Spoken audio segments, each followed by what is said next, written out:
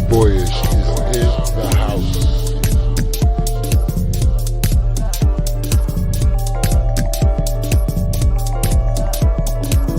That's right. Diva Tomboyish in the house in the song.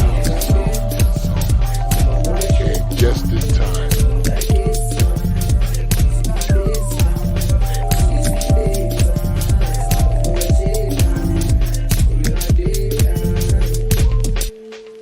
Welcome to the Diva Tomboys Show. Live and direct.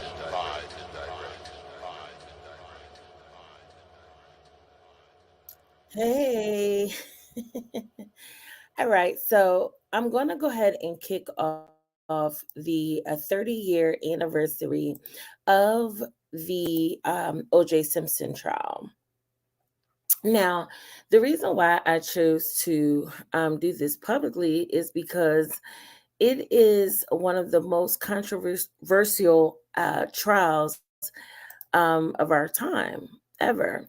It had over a million viewers for the verdict, and and it caused a lot of chaos all over the country, possibly all over the world. Now, I can only give my commentary and viewpoint of what I've learned because I was so small. I do not remember any details. I do remember my parents actually watching, yes, the chase, also watching, the trial. And but I don't remember actually, anything, any details. So this is quite exciting for me because now, since I'm older, I get to now see and feel what everybody else felt, as this is one of the most highest viewed trials. Like I said, it was over a million people that were viewing this trial. The verdict, everybody was tuned in, and it affected the streets and affected so many lives because people were actually putting their lives on hold to keep abreast of this trial. So, what I'm going to do is, instead of this is something that I would be um, doing, in my personal life, just actually, just making it my business to learn about different aspects and learning about details about the trial, um, you know, privately.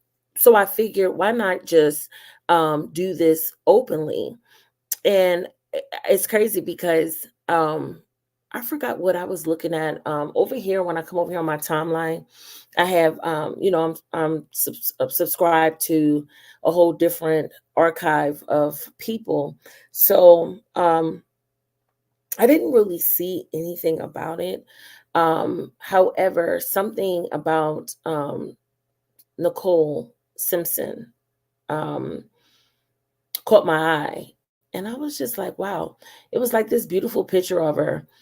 And I said to myself, hmm, you know, I want to know about this trial and her death, and, her background, his background. I just want to know more about it. And plus, like I said, I'm old school. I think I'm like way after my time. I think I'm supposed to be way older than what I am.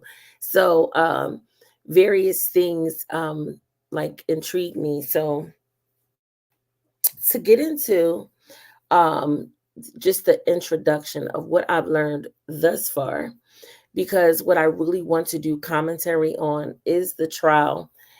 This whole thing, the preliminary hearings, and also the trial, it was for 11 months. Okay. So it went from 94 to 95, but initially, the death and of, I was going to say Anna Nicole Smith. Everybody knows I love Anna Nicole Smith, but if you didn't know, now you know. But anyway, Nicole Simpson, Nicole Brown Simpson, or whatever you call her or reference her as. Um, it was in '94 when it took place, and also someone she was dating at the time, which was like a nobody, dating someone's wife that was loved by America. And he was literally like the, a gentleman, from the public eye back then. Some of us wasn't even born, in 77 when they met, so OJ Simpson really looks good for his age nowadays, but he's every bit of like, I believe he's like 76 or 77. He was born in 1947 and from San Francisco, California. Um, Nicole was born in Germany. Okay, and she was born in Germany because her father was active.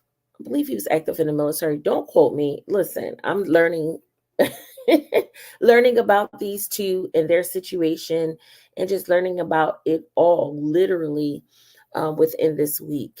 Okay, so if I say something wrong or it's inaccurate, I don't have any kind of notes or anything. This is just totally what I've learned thus far. Okay, so she was born in Germany due to her father being in the military.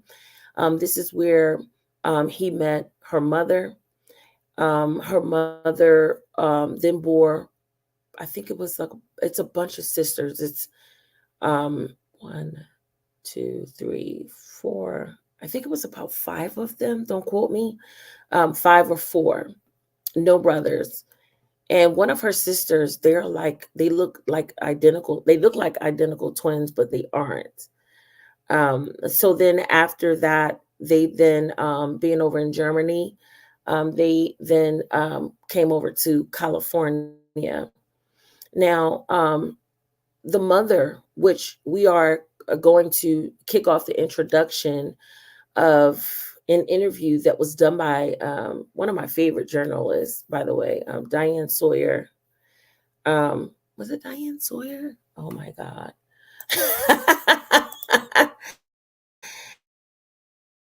Yeah, I believe it was Diane Sawyer.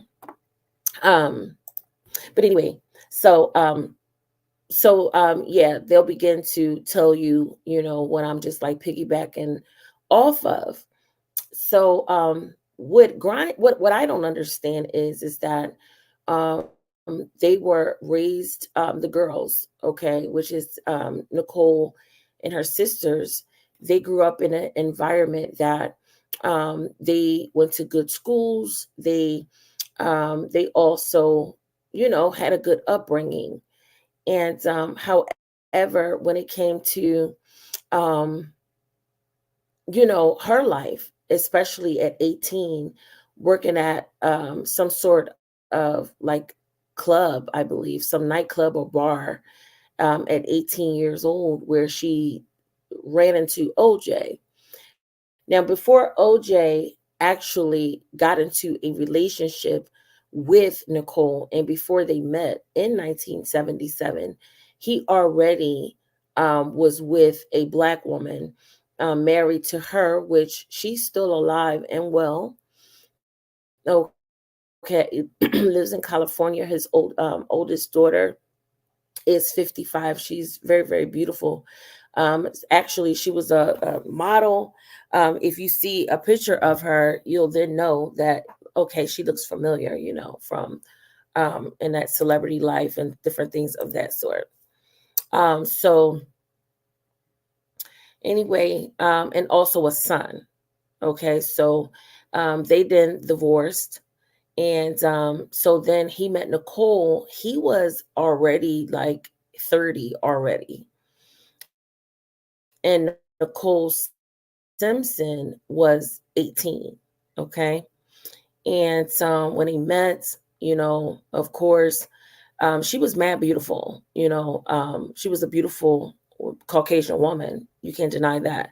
And even back in the day, I'm still trying to figure out why she wasn't a model of some sort. Maybe because she wasn't that tall. She was about 5'5". So normally, when you're that height, I'm 5'4", so I know. Listen, you can't go anywhere near being a model, nowhere near it, unless but anyway, she was mad beautiful, so it's understood why she caught his eye.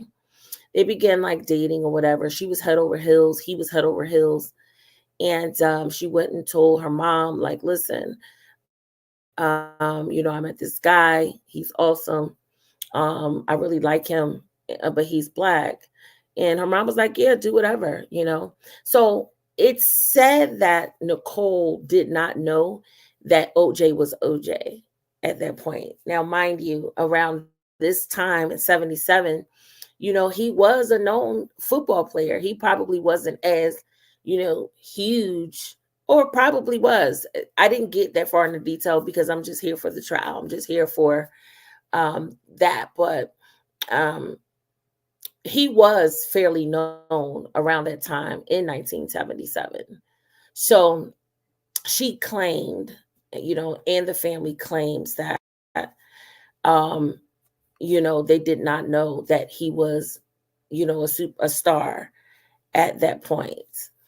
I'm still trying to figure out why someone at the age of 18 is working at some sort of club scene or bar, but whatever. All right, so they began a date. They had two children, and Nicole used to vent to her family about him being like controlling. At this point, as they're progressing in their relationship, OJ is loved by the country, just loved. He's looked at as like a hero.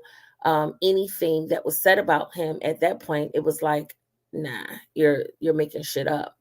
So even when they had like disputes at the home, it said that the cops were like, nah, no way. That's OJ. You know what I'm saying? So a lot of feeling that, she was expressing to the police when they got into it, they didn't really believe her because of who OJ was back at that point. He was just like a love by, just loved by all of America at that point. He played in movies as the big giant funny guy, and all of that stuff. And I heard he was a phenomenal football player. However, never went to the Super Bowl or anything like that, but he was a great running back. All right, so fast forward.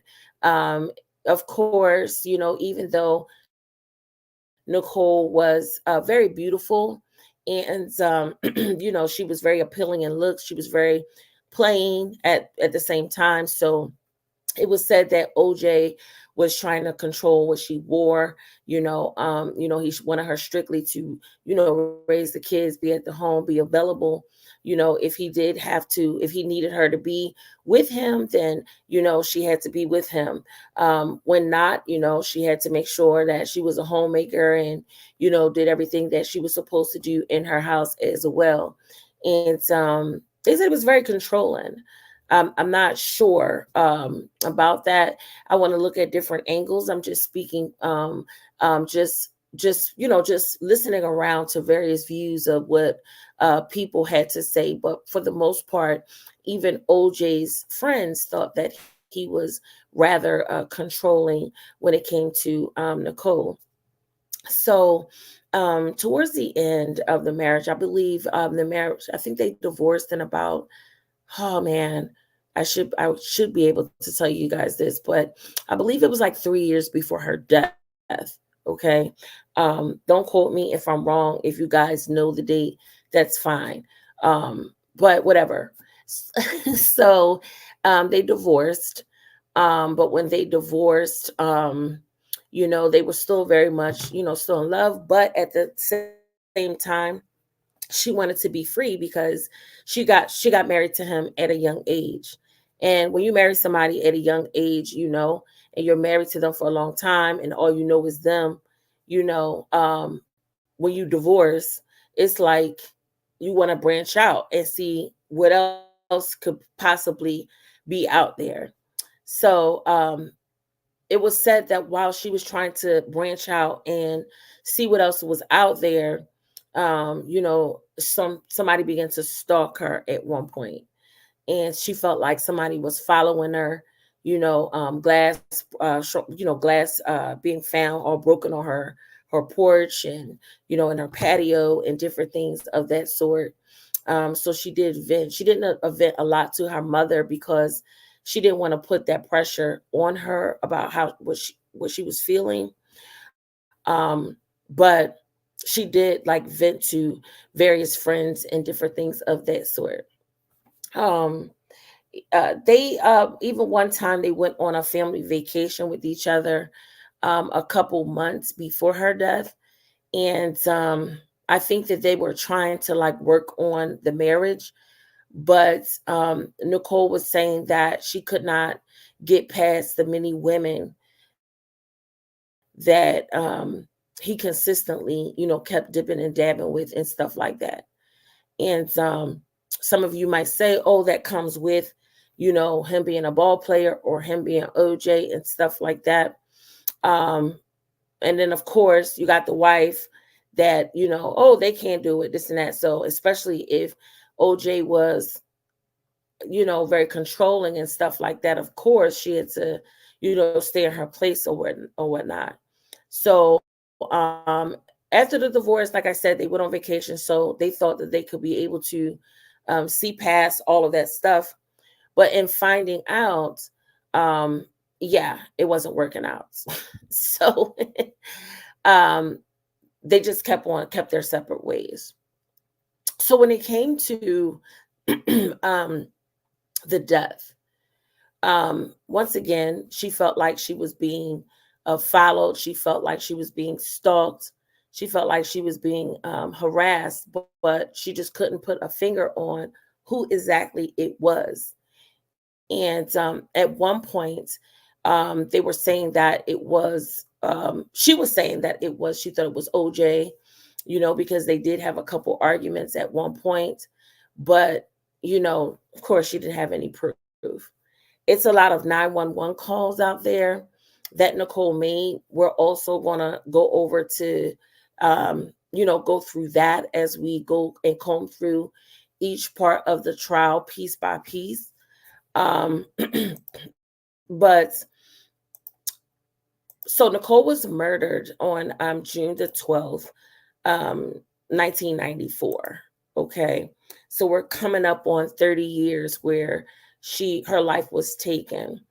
Also, the guy she was dating. And the reason why I'm saying the guy she was dating, because I don't really want to get into the guy that she was dating at that point. But it seems like, and how it was presented, that he just actually got there. You know what I'm saying? This is why they were still out in the outside area of Nicole's house. And so um, her throat was like slashed. Okay. Her throat was slashed. And, so much so, I believe that it cut through her vertebrae or something like that. Then the younger guy that she was dating, he was 10 years younger than her. She was 35 at the age of death, and he was 25. I hope I have, like I said, I'm not reading from any kind of bullet points or anything like that. So, yeah. So, um, I think his parents, when we get on that, we'll get into detail. Tonight, we're going to just focus on um, Nicole being, her side of the family, what they had to say about that. Um, you know, at this point early on, the preliminary hearing is going on at this moment, and those are the hearings that I'm listening to at this present moment. Okay, I'm on like preliminary day 3. I'm so sorry, 4.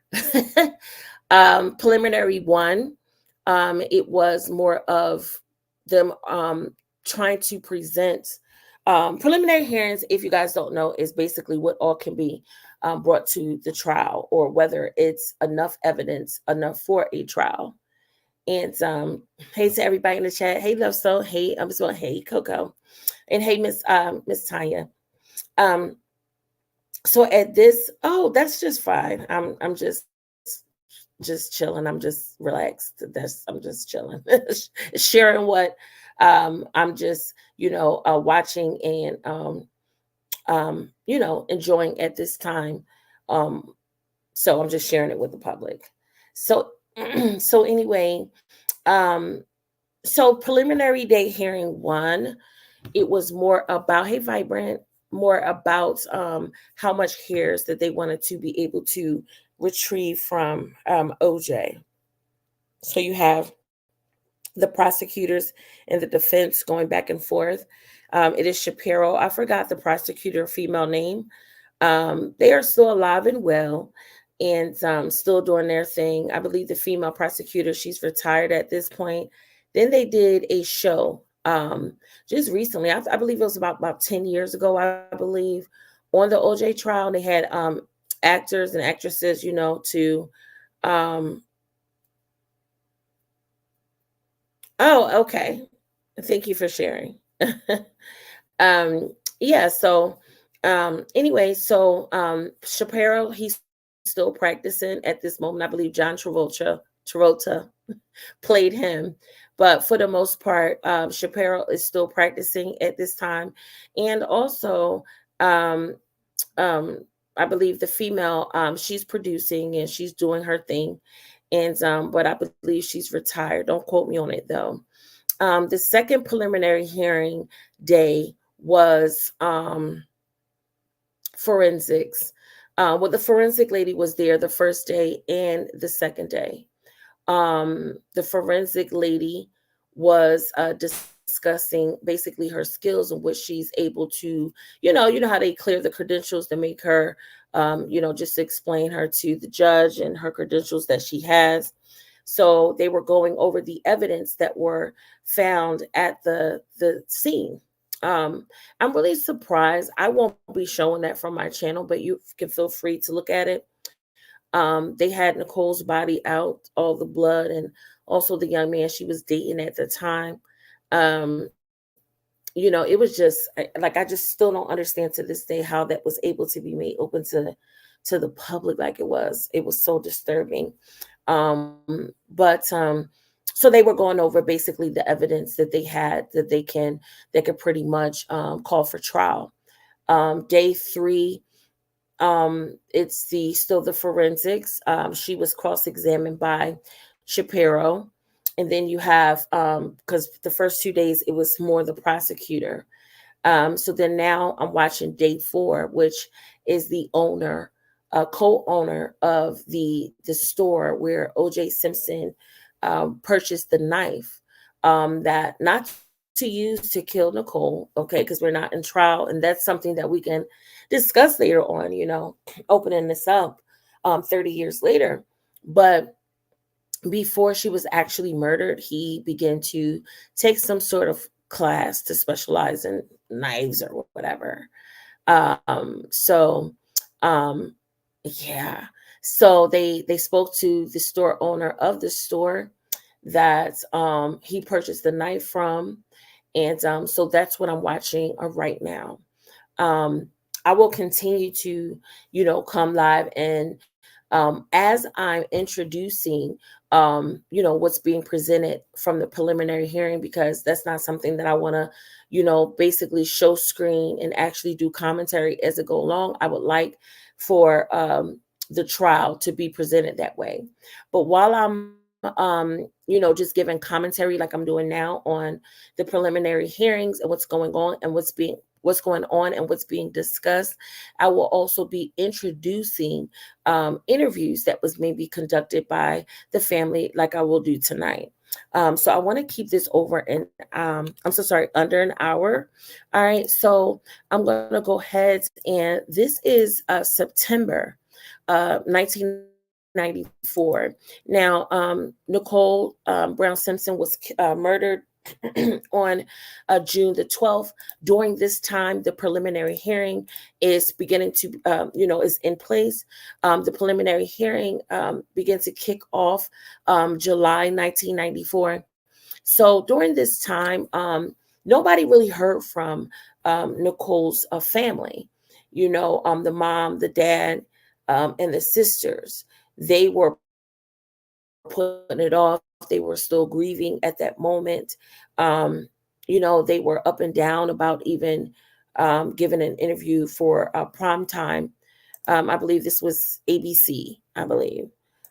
So this is fresh after June, July, August, September. So this is 3 months. Okay. 3 months and 3 days. Okay. After Nicole actually died. Okay. And so let's go ahead and hear how the family took it. Um, Listen, of course, this is from 1994. So, of course, the audio is not going to be so great, even during the trial. And that's another reason why I chose to just do commentary on the preliminary hearing, because the sound was really, really, really bad. Okay.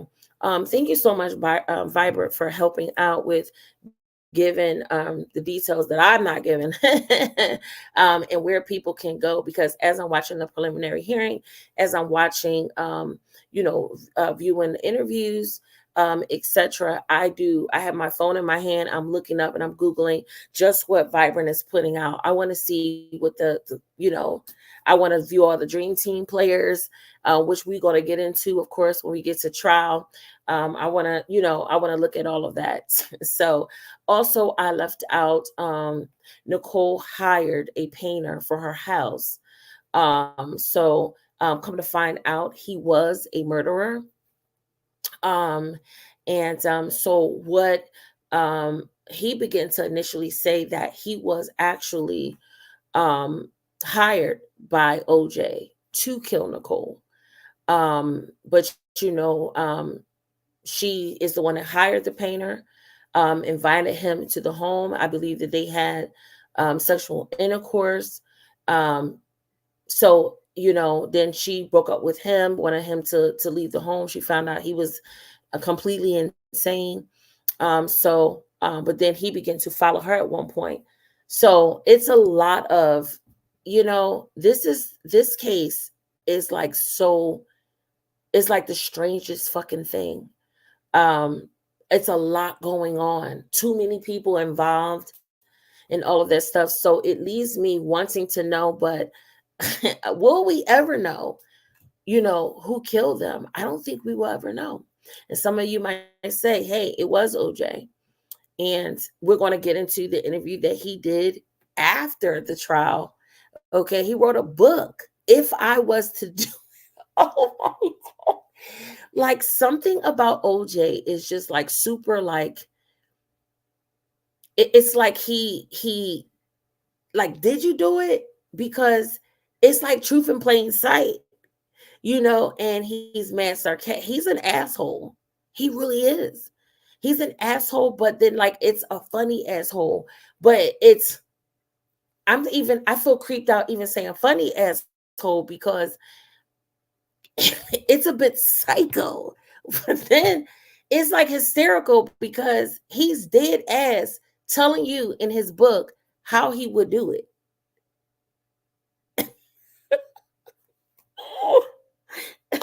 So then it's strange that Nicole Brown, and then you have, oh God, what's her name? That was the Kardashian, the wife. They were friends, but then you have Rob Kardashian that becomes an attorney for OJ. So it's just, but they all were friends. Do you get what I'm saying? Something strange about the Kardashians. Like, then after the trial, everybody dies. Let me stop. Okay. Um, OJ had click a YouTube clickbait for it before it was popular. Facts, he actually did, but he's like the biggest.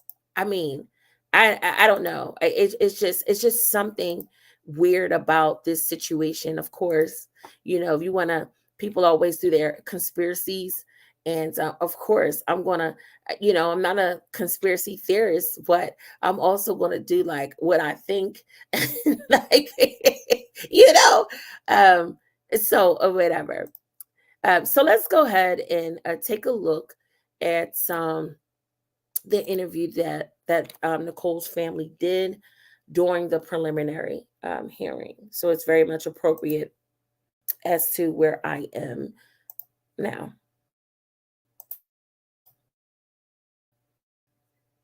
September 15th, 1994.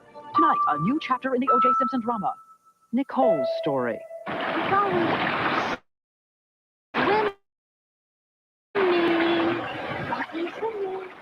An astonishing video scrapbook. The voice, the face of a woman you haven't really met before. Pictures of a girl growing up.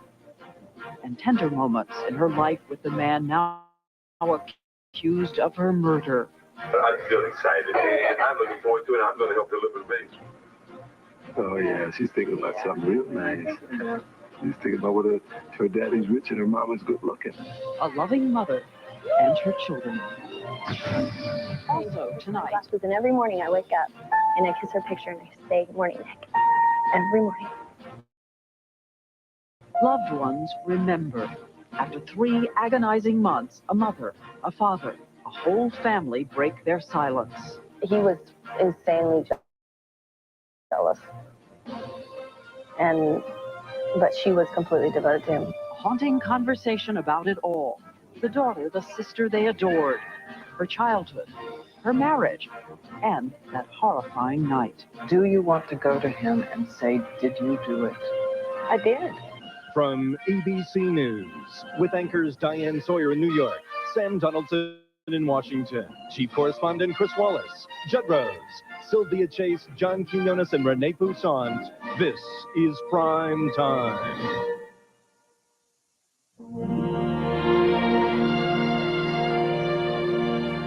Prime Time. Now from New York, Diane Sawyer. Good evening. Tonight, Nicole's family speaks. It is not an easy thing for them to do. We scheduled this interview 3 times, and twice they had to call to say it was simply too painful. But they have finally come forward with their memories and vivid home movies because they feel the shrill media spectacle has trivialized and diminished the victims. And while the world dwells on every detail of Nicole Brown Simpson's death, the Browns cherish every minute of her life.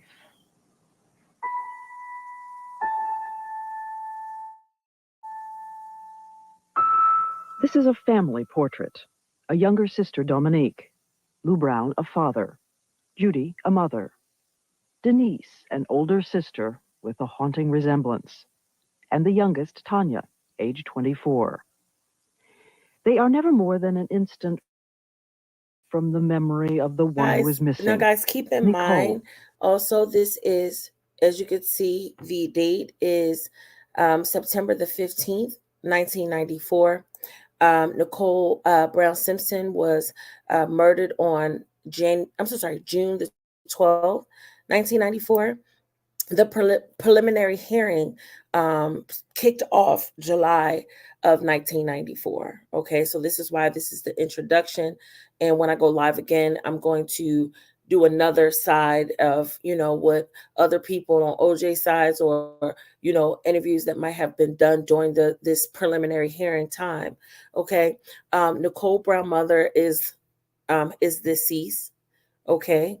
The father is now deceased. And the sisters are alive and well.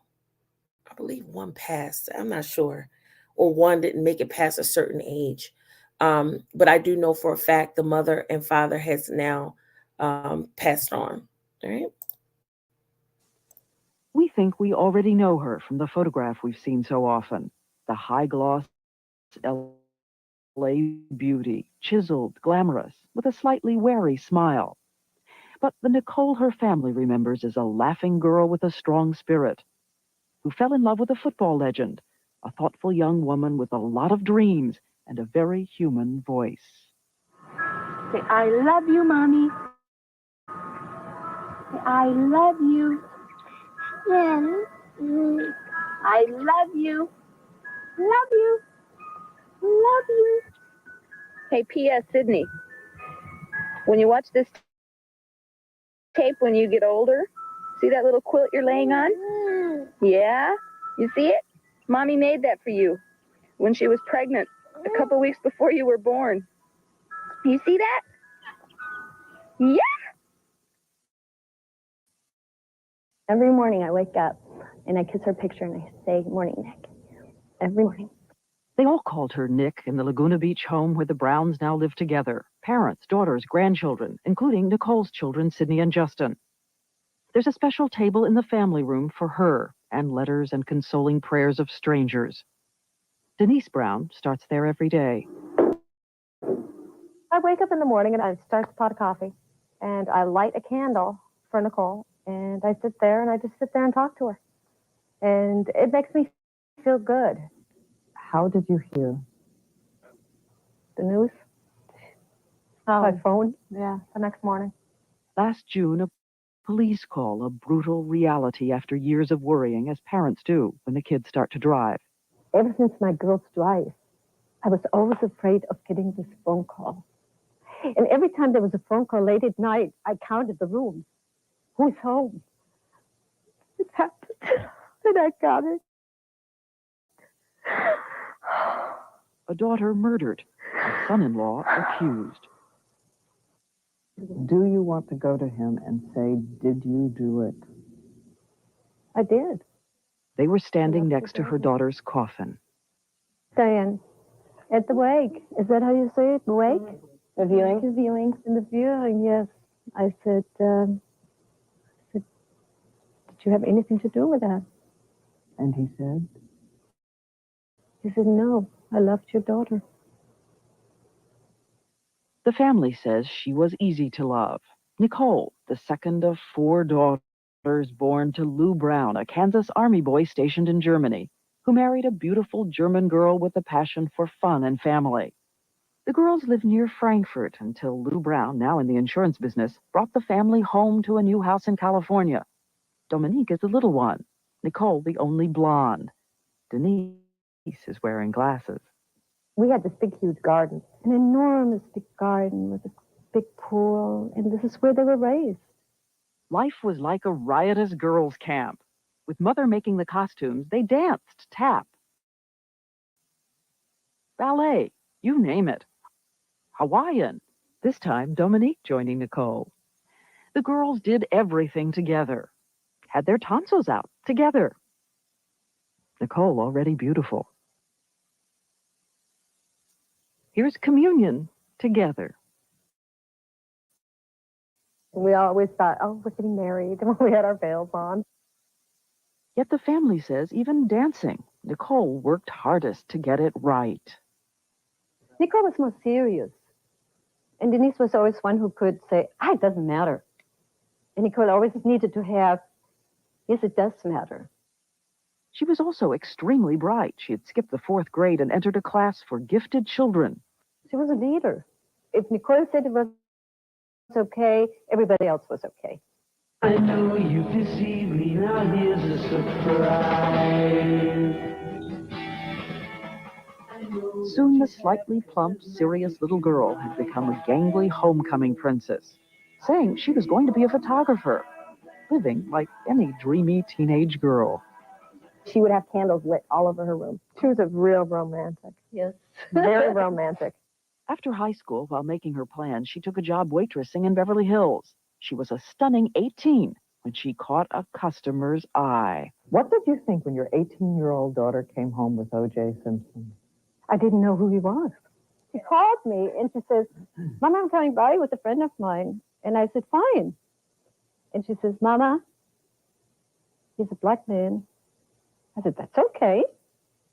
She said, you come by. Could you see how she felt about him? Oh, she was totally in love with him. This girl was totally in love. I do not believe that. I do not believe that. Nicole said to her mother, I met a guy and the only problem is, or, said, oh, he's black. Oh, I'm just head over heels. Um, OJ is an all right looking guy. But personally speaking, if seeing him, looks doesn't matter and all of that stuff, but just let's talk about her job at 18. So you're already hot in the ass. You're working in an upscale place that OJ would hang in the first place. So you intentionally got this job. Let's be real. And knowing that it's going to be rich men in and out. So you wanted to catch one of those rich men. And so at that time, OJ Simpson was very popular and, and still is. But back in those times, he was like America's sweetheart at this time. He was like a hero, so stop it. Okay. And I do not believe the mother when she says, we didn't know who he was. Yeah, internet probably, because this was in 1977. So internet wasn't popping and stuff at this time. But back in those time, parents used to always read the morning paper. And if you have 4 girls, okay, anybody that has raised girls or a female, how your parents and stuff basically was overprotective over you. I'm not buying it by any means necessary that this same overprotective woman that basically she says when her kids got grown and all over, she used to literally was paranoid waiting for some sort of call. Okay. So this man is interested in your daughter. Your daughter says that she's head over heels. And when they said the name, you didn't know who he was, but yet he was the most popular man on the planet at that time. I don't buy it. I don't buy it at all. Okay. And so yeah. Was an exuberant star who expected her to look like one too. Yet she told her family they were so close, even in a crowd, they felt alone together. Did you think he was good to her then? Yes, yes. How were they together? Strong, two very strong personalities. Strong enough that after 8 years together, when she saw him on the street with another woman, she laid down the law. When you see the man that you are supposedly with arm in arm with another woman, you start yelling. But as soon as that happened, he went over there with a ring and, the whole 9 yards and asked her to marry him right then and there. He even went to her father to ask formal permission. I found him to be very affable, very, very outgoing, very nice guy. Yeah, we learned to love him. And he became part of the family.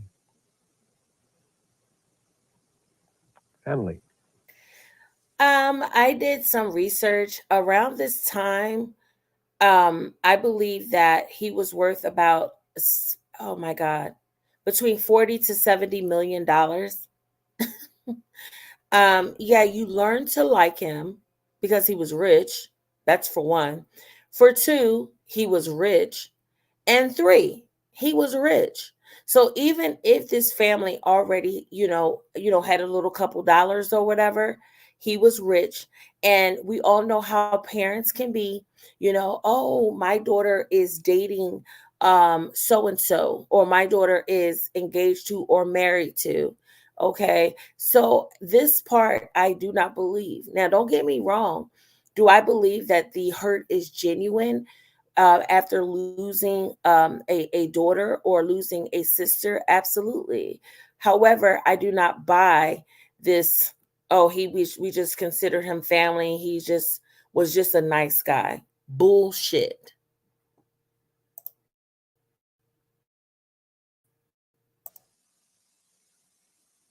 The marriage took place in 1985, a small ceremony in the backyard of Simpson's Brentwood home. A few months later, Simpson was inducted into the Football Hall of Fame. His wife, Nicole, is expecting a child in October. She didn't like to be pregnant because she got fat. She says, OJ's the only person that I know whose wife is not supposed to gain any weight when you're pregnant. And they were extremely happy about Sydney. The baby? Oh, yes. They were so happy. And Nicole was in heaven. And he wanted the children too. Oh, yes. He was thrilled. Yeah, he wanted Sydney. He wanted to have a baby with Nicole. I feel excited. You know what I mean? After all, and Nicole and I were having our first little zebra. And I'm looking forward to it. I'm going to help deliver the baby. His friend Al Callings is holding the video camera. How you like it, baby? The little pumpkin. Little pumpkin, huh? Little pumpkin. I don't believe that I had this baby. Oh, yeah, she's thinking about something real nice. She's thinking about whether her daddy's rich and her mama's good looking. Justin arrived 3 years later. There's the hospital, and we're going to go in this hospital and pick up Justin Ryan Simpson. Yeah. And there's Mommy. Hi. And there's Mommy. Are you ready to go home, Mommy? I'm so ready to go home. I was just looking at the window waiting for you guys. Oh, Mommy. Look. And there's Grubby. There's Grubby. August 10th, 1988. Daddy looks pretty handsome at 41, doesn't he? Look around. Simpson's children from his first marriage, this is Arnell, were part of the household too. This is his oldest son, Jason. And the whole Brown clan is very much a part of the rollicking extended family. Nicole planning the holidays they all spent together. Hello. Thank you. Vacations were together too. Here's Nicole, Dominique, and their babies. You have to understand everything in our house is a family affair. Everything. And friends were always around who say Nicole loved decorating, cooking, and not the limelight. Make the basket. Make the basket now. The family told us Simpson chided her to keep up the glamorous looks he loved. Yet as time went on, they say there were signs of strain. Nicole seemed frustrated in the marriage, smothered. They say, as always, working hard, maybe too hard to get it right.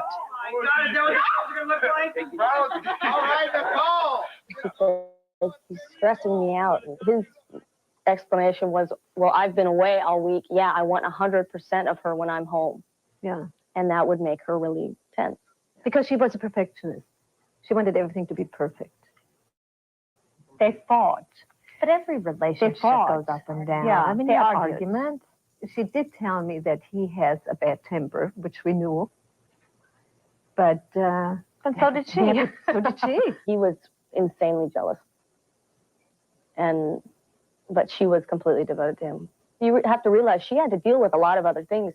I mean, you would go someplace with OJ and there'd be, you know, he would be in the limelight. 20 women. She was always 10 feet behind. Really. When you said insanely jealous, what did you mean? Possessive. He was real possessive. She was his. He wanted her to be attractive, but for him, and that's as far as it went. He was just very possessive of her. But did you have any sense there was trouble? Did you? Well, we heard about the 89. We knew about the 89. New Year's Eve, police found Nicole Simpson hiding outside, saying her husband threatened to kill her. Simpson pled no contest to wife beating, but Nicole implied to her mother it was her fault too. She told us that they had a big fight, and she did not know what she should do, if she should press charges. And we took a long walk, and she says, Mama, I can't ruin his whole life and his career. We just flipped out. After the incident in '89, the New Year's incident, I mean, it wasn't that you were sitting at home saying, look what he did. He didn't keep going and harping on the situation. I mean, it was done, and that was the end of it. So she knew she was going to stay with OJ. She loved OJ. So I guess she just figured, why pull a family apart when I know I'm going to be with this man? And then Nicole, I can handle it. And she can handle it. That's the type of person she was. Yeah. I can handle it. Very strong, very proud. And they say, very forgiving.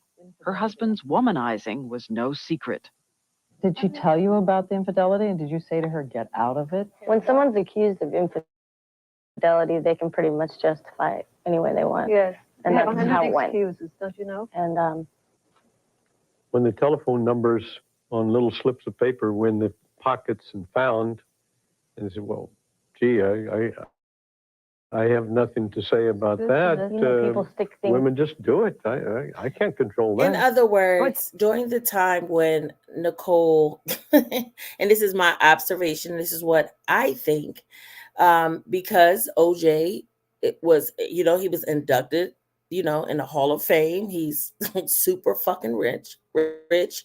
He's America's loved, okay? And their daughter is married to him at this time. So I can 100% believe that when she used to call with the problems, like, okay, he's doing this, he's doing that, he's controlling, he's yada, yada, yada, crying, I can absolutely see his, I'm so sorry, her mother saying, oh, girl, talking her into staying, just put up with it. That's what men do. He's OJ, and overlook it. Because you got to remember, they're getting shine too, because you know what I'm saying? They are the in-laws of OJ Simpson at this time. Okay, so I don't buy. You see what he says? Oh, women slip stuff in, numbers all the time. Well, this is why some women don't date and totally avoid guys that are popular, celebrities, rich guys, handsome guys, this and that. I'm not saying that, women go for ugly guys, but you have women out there who would totally avoid on purpose because they know what comes with it. You get what I'm saying? And you don't have many men that are in his caliber and have women that are just all over him. These bitches don't give a fuck whether or not, he's married, the guy is married or not. So you have a lot of women that would totally turn down or not wanting to be bothered with that type of guy because you know what it gives and you know what it brings. You get what I'm saying? But then you have women like Nicole that know what they're getting themselves into. You're about to marry, or you want to marry, or you're interested in this guy that is well known, rich, and everything else. What the fuck did you expect? But she expected for him to, I guess, change. They never change. Okay. Period. Business, when Flowers came to the house with cards on him, he says, oh, that's a business associate.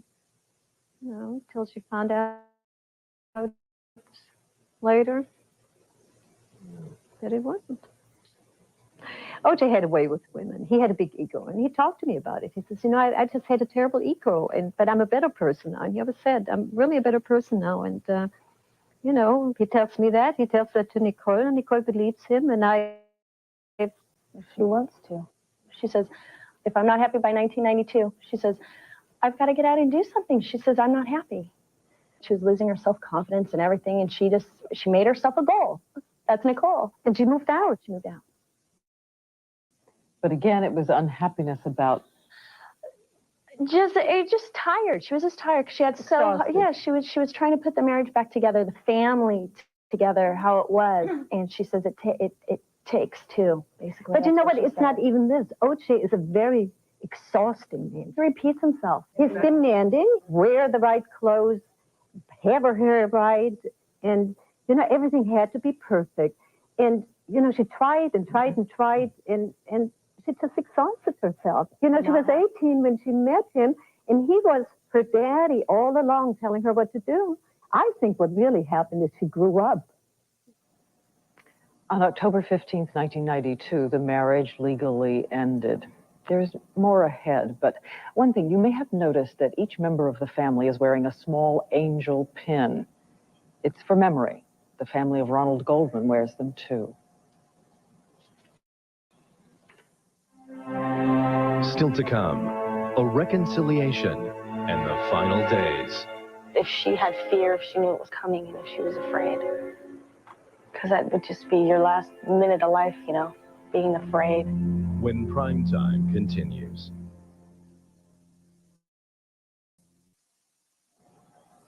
Before we resume, an important note. Since it is the eve of the trial, the Brown family wants to be extremely fair. And as you'll see, there are certain areas which some members of the family would rather not discuss in full until after a jury has decided the fate of OJ Simpson. As for Nicole, the family says the divorce gave her her first chance since she was a teenager to stretch her wings and feel free, though they say her ex-husband still loomed large and she would make intermittent attempts to reconcile. And the Brown family is angry at the tabloid coverage of her brief life as a single woman and what they feel is a twisted portrait of her as a party girl who cared only about dancing. That woman, they want you to know, did not exist. They're trashing Nicole, which is really sad. Nicole. They're trashing somebody who can't even defend herself. She can't do anything about it. Because everybody thinks they know the truth and they know the story. I mean, they're stepping on a dead person. Wicked time. Obviously sells a picture of her in a hot tub. I look at things like that and I think nobody's ever horsed around and take stupid pictures and, you know. I think the girl should be ashamed to give this picture away. I think this is pretty bad. I think this girl should feel very bad, and I hope she hears that. She wasn't married. She was divorced. She was a single woman. She was allowed to have friends and go out. They talked about drugs. Oh, she was so anti-drug. So Amazing. Just because you stay out and go dancing doesn't mean you do drugs. You can go out and dance. Have a good time. And she danced with girls. With girls. They say that Nicole, like a lot of people, at some point may have tried drugs, but she was not a user. And was he using drugs? Were they around? That we don't know. It is an area other members of the family refuse to discuss before the trial.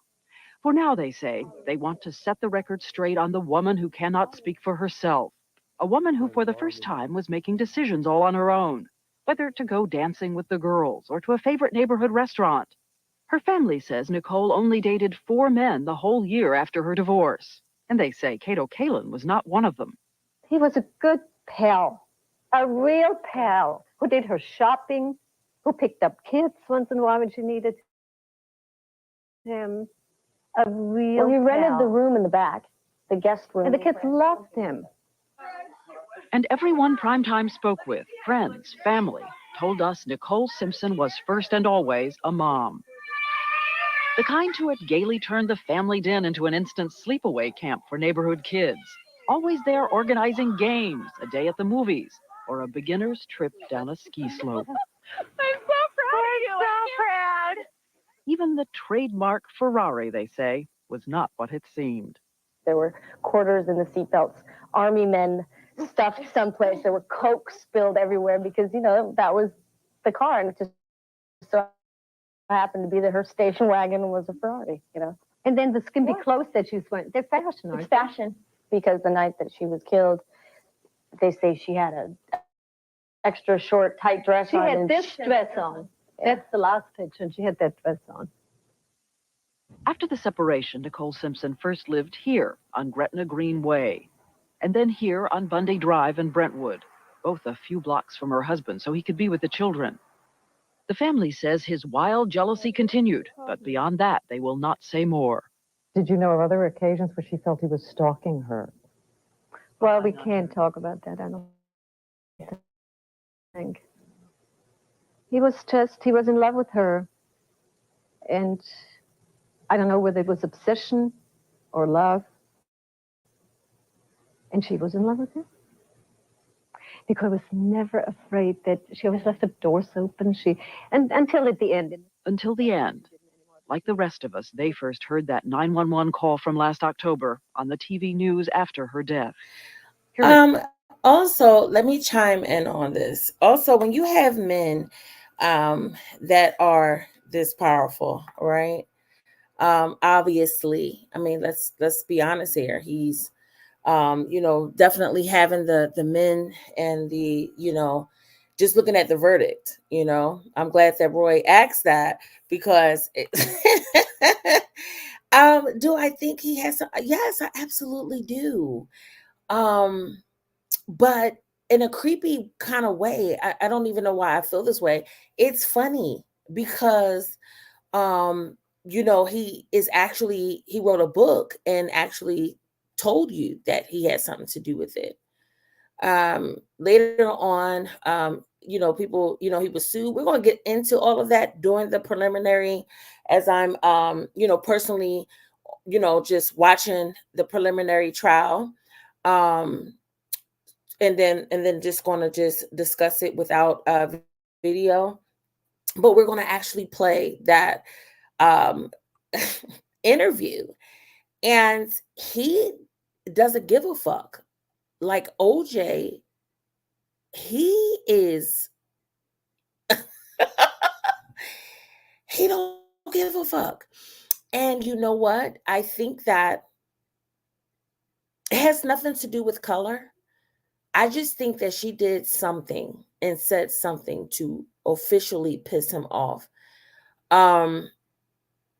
People will tell you that stabbings are a little bit more personal than gunshots or anything like that. So just the stabbing and the cutting of throat shows that it was some sort of emotions attached to it. If you look up on, psychology and stuff like that, they'll tell you based off of, murders and how they are conducted. I absolutely think he definitely has something to do with it. But I also think that she just outright pissed him off. His first wife is still to today, after 30 years, alive and well. His other 2 children are alive and well. Even his other children, alive and well. But I truly, wholeheartedly think that she said something, and we all know that beyond what we can see, they're all a part of a whole different life and all of that stuff. So no telling what she triggered him with, and it seemed like he gave her chances, because they were always arguing. She was calling the police even after they divorced. It's almost like, warning shots were sent to her because they were breaking into her house. Like I said, she felt like somebody was watching her, stalking her, and this and that and the other. But they had one bad argument the night she died, actually. A real bad argument. To the point where as though it left him like, bitch, what?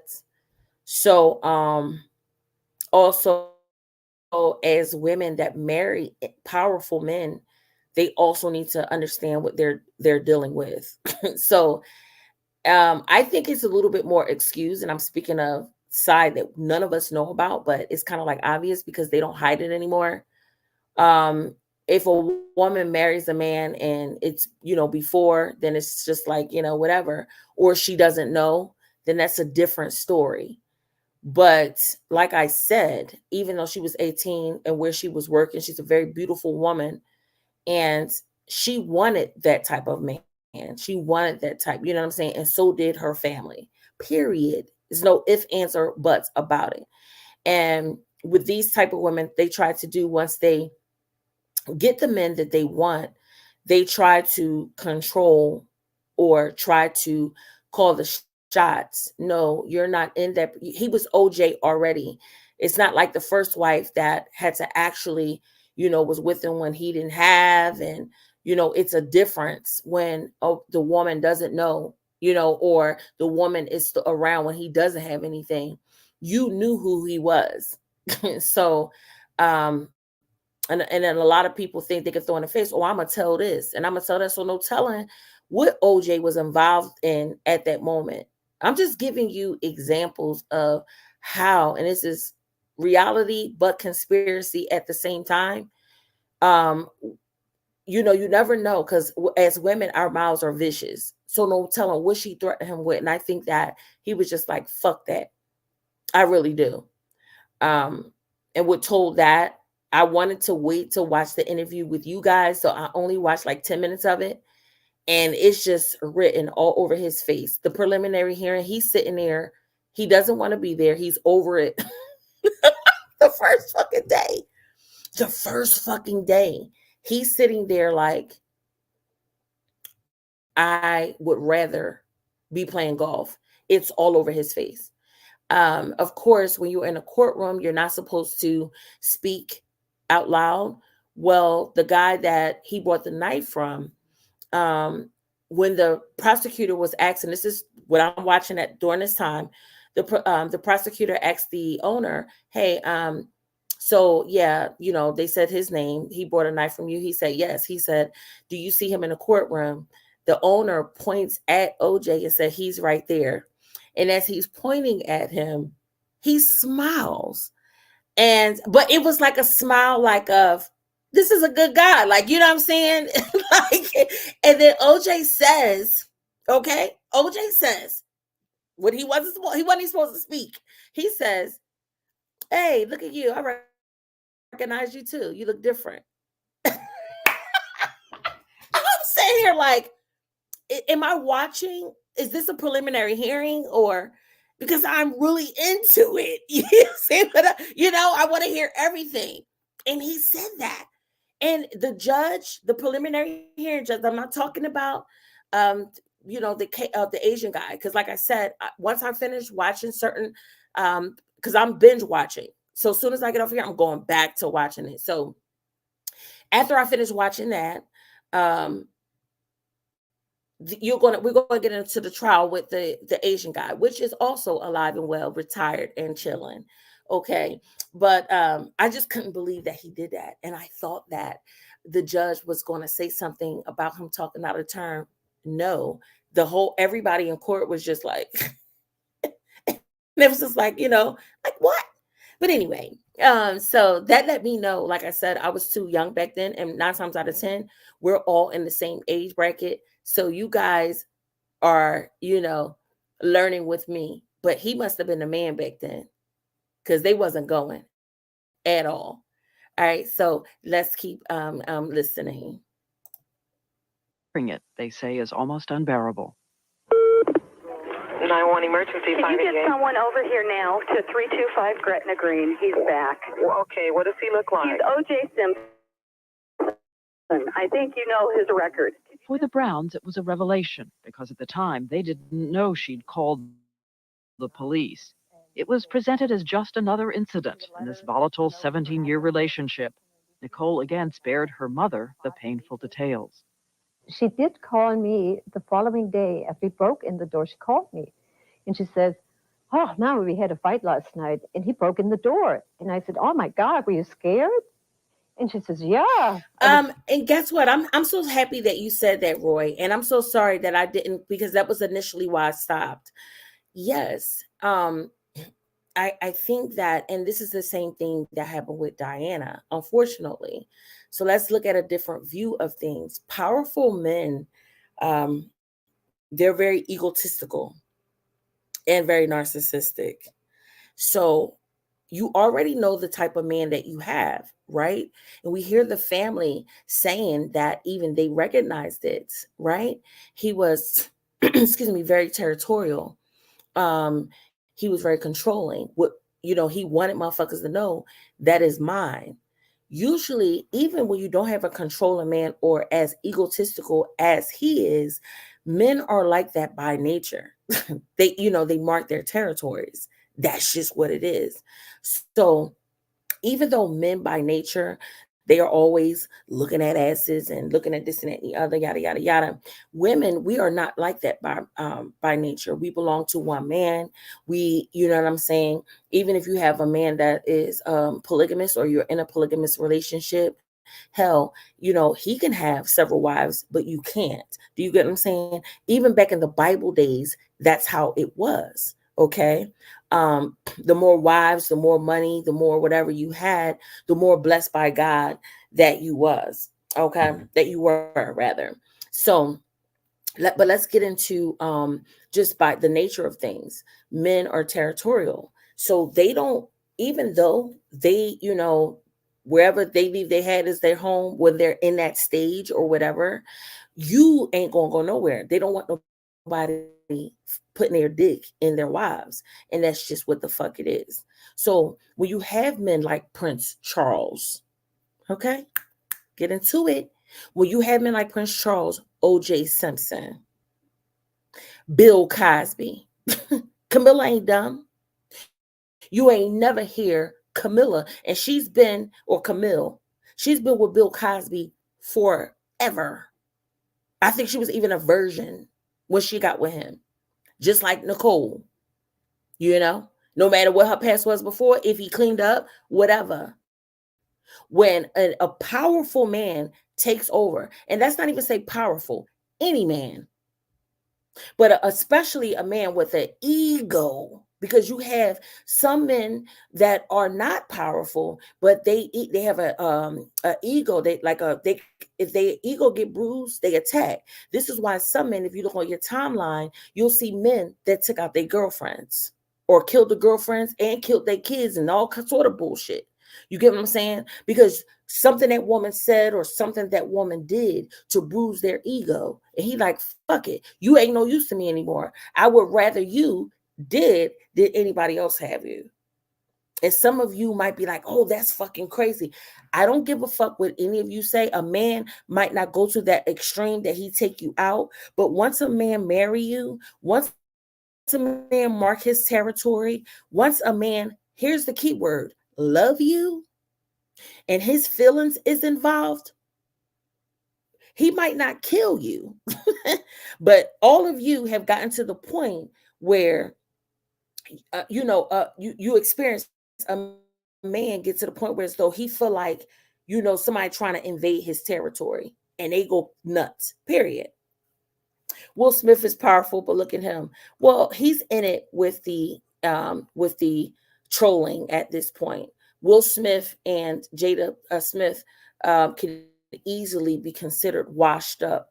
One point, Will Smith was making 20 mil a movie, but now they have to go to the extreme of doing things to stay trending.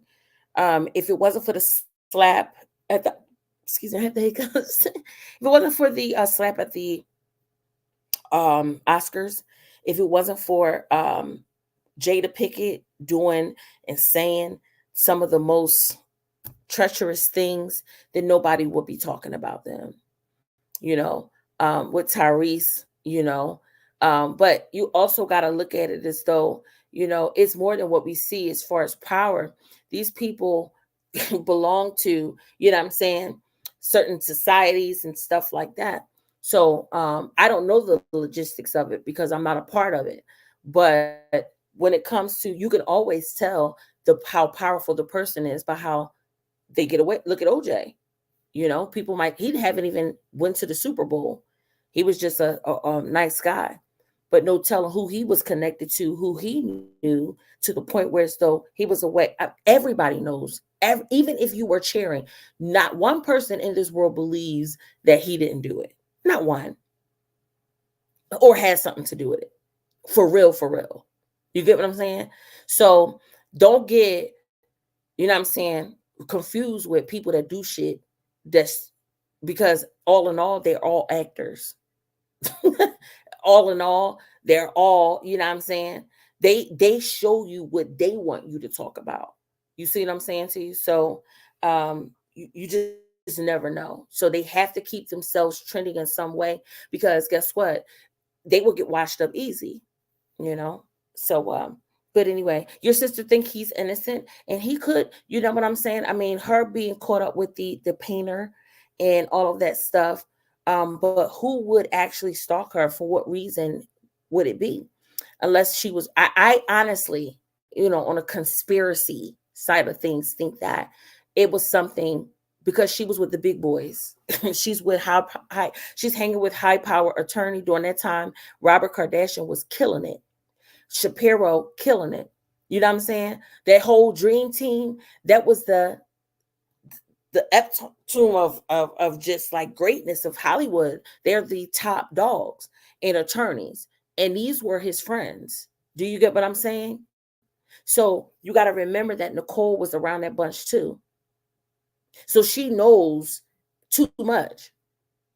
And the one thing that will piss somebody off, even if you're nobody, if you have somebody that you discuss some things and they say they're going, they threaten you to tell, the first thing you want to do is what?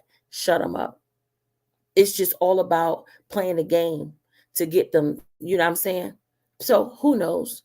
Brotherhoods, exactly. So why people shun him if everyone knows he's guilty?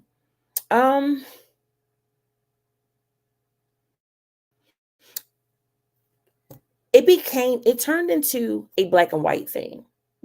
So when it turns into a black and white thing, then automatically it becomes a sensitive subject. It becomes more of looking at things that have absolutely nothing to do with the case. Plus, he's OJ, and that's that goes along with who the fuck he is. You ever hear even on YouTube, motherfuckers might say, and you're always saying it, Roy, like, okay, well, this motherfucker did this and nothing happened to him. But then when I do it, it's a problem. Okay. So take that same mindset to what happened here. This is the juice. This is OJ. You know what I'm saying? And on top of that, he's connected to a lot of motherfuckers that are big boys. So it's all about at this point, what angle we could go to cover this shit up. Do you get what I'm saying? That's just like you making a boo-boo. I've made plenty of boo-boos. So now, all right, you know what I mean? You don't know what happened behind the scenes that he got a smack on his hand. Or they had to sit him down like, yo, just don't say nothing else. Don't do nothing. Don't do this. You know what I mean? Would I want to be around the juice? Honestly, I would. You want to know why? Because I appreciate people who put who they are right in front of the table. OJ doesn't hide who he is. He's very egotistical, and he's an asshole. He's very sarcastic. So he tells you who he is before you get too grounded or get too involved with him. Do you understand? During this time, he's already 12 years older than Nicole. She's 18. At this point, yeah, she's of age. And what's the interview of OJ? Yeah, because I said I interviewed celebrities. Stop it. These people just mix. I've never once said I interviewed a celebrity. Ever. Never took pictures of these people just pound it on a lot. So yeah, thank you, Vibrant. So why doesn't he come out and admit to a double murder? Now you're just asking questions. Stop it, Roy. I mean, why? I mean, why? That would be stupid, wouldn't it? If he comes out and admit to a double murder, then you know how many. I mean, that's just why would he do that? So everything that was discussed during this trial that we're going to watch together, he'll be pointed as a liar, and then it'll be something else, and then he has to deal with his kid saying you killed my mother, and then you have to deal with it's too much surrounded around telling the truth at this point.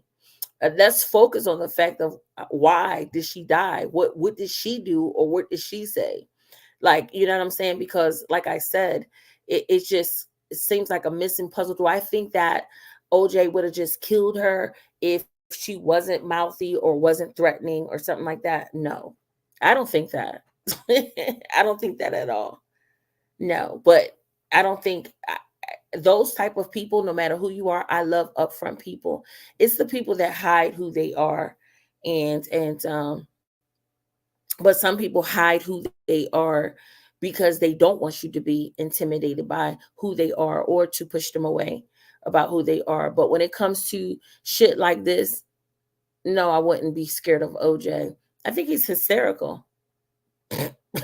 I do. I just do. I just think he's funny. Because he's just bold and straightforward. And I love bold, straightforward people. I love it. You would interview him because you're curious enough to want to know why he didn't, and you have the wherewithal and demeanor to make him tell. Possibly, he'll be a dummy if he ever admits that. He'll hurt too many people. He will. He'll hurt too many people. But I get what you're saying, Roy. Roy, you're the type of person like, yeah, like me. Like, why don't you just say it? But I mean, then he'll go to jail instead of for, you know, even though I know double jeopardy and all that other stuff, but, you know, Remember, this is the same guy that just walked into a place and start taking stuff that he say that was his, and he had people with him who had guns and stuff like that. I don't think OJ is nothing or nobody to play with. Like a Prince Charles. Prince Charles, look what Diana did. Diana started, she had children with Prince Charles. Yeah, he was fucking around with Camilla. Yeah, he was doing his thing and all that other stuff. But once you receive a certain status, once you become their wife at one point, or once you become something that's supposedly precious to them, no matter what they doing, once you start fucking other people and talking too much to the press, running your mouth. This bitch was calling the cops, talking too much about OJ. And around this time, this nigga is hot at this time. You know what I mean? So potentially she could destroy people he's in contract with, movies that he's supposed to play in. She was doing too much. Same with Princess Diana, but you have wives that are like I said, Bill Cosby wife. You get what I'm saying? That are like um, Snoop wife, and LL Cool J wife, and Ice Cube wife. Like at some point, you got to know when to, because if you love that man too, you know what I mean. It should be natural for you to not want to, put him out there like that, or tell too much family business. If y'all divorced, separated, or whatever, whatever happened to loyalty. You like Marilyn Monroe. Marilyn Monroe was fucking a lot of powerful men, a lot of them. You get what I'm saying? What happened? Marilyn Monroe started saying that she was about to start talking, all because she thought that she could replace Jacqueline and all the kind of type of bullshit. You get what I'm saying? When you start running your mouth too much, listen, YouTube is the only place motherfuckers can run their mouth. But when you dealing with the real deal, with the real deal, this is not nothing to play with. These is powerful as men, and people that are connected to people, and they have political statuses. They you know what I mean.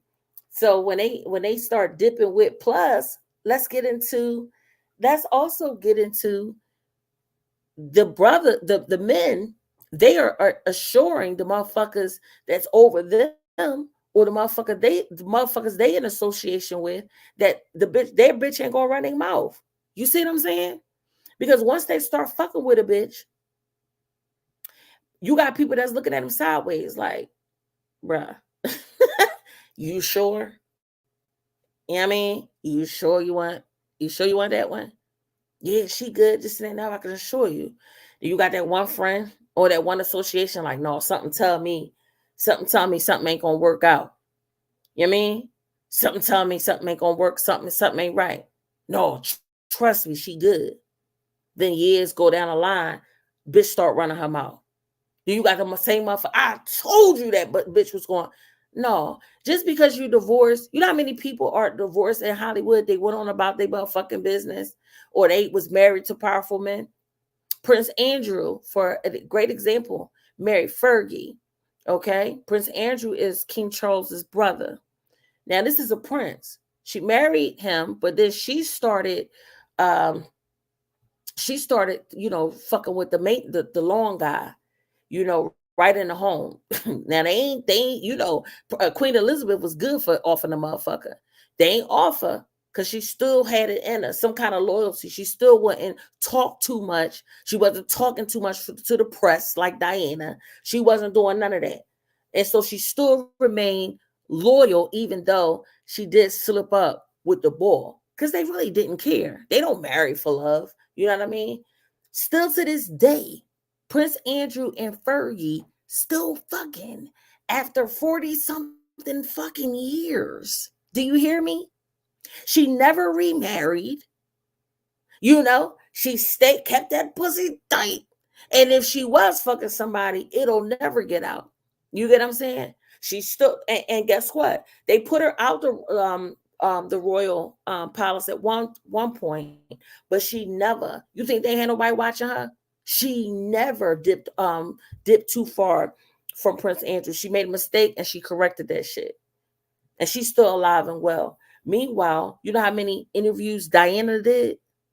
You know how many tapes they got of her talking on the phone, running her mouth, wanting to meet up with motherfuckers?